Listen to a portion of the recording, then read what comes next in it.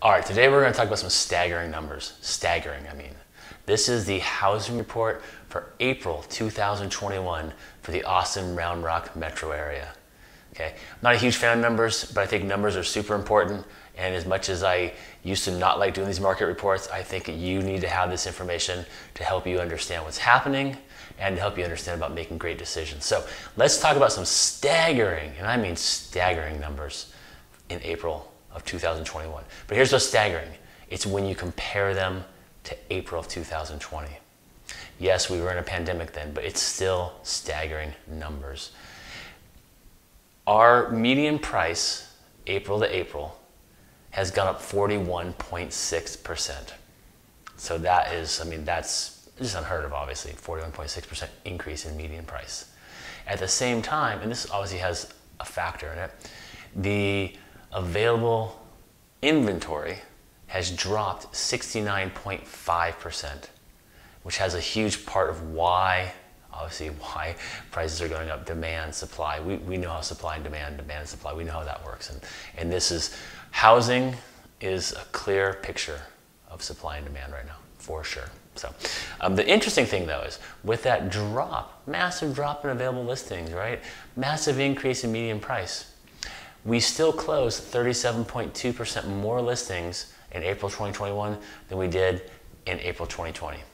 And yes, we were locked down, so I think that has a little bit to do with it. I mean, I know I did a bunch of deals April 2020, but we were locked down, so there was a lot to be said for that. So it'll be interesting to see how the rest of this year progresses. Now here's what's interesting, and this is the part I really wanted to share, and I want you to just think about this for a second.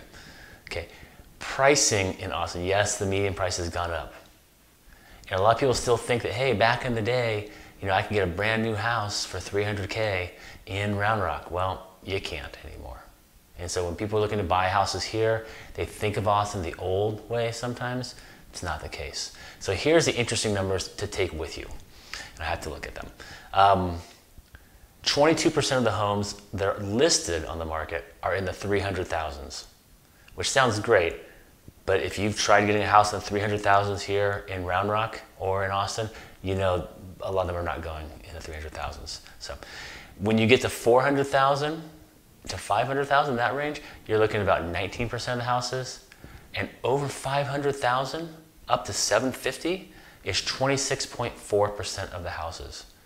So you can see that distribution is spread out a little bit, but there's a huge chunk, a quarter of the market is above 500,000 up to 750,000. That's a quarter of the market in Austin, right?